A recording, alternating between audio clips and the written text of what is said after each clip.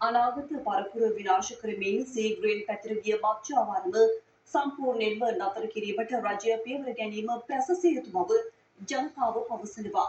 කුමන බලවේග පැමිණියද මත්වදුර විනාශ කිරීමේ වැඩපිළිවෙල නතර නොකළ යුතු බවයි ඔවුන් පෙන්වා දෙන්නේ.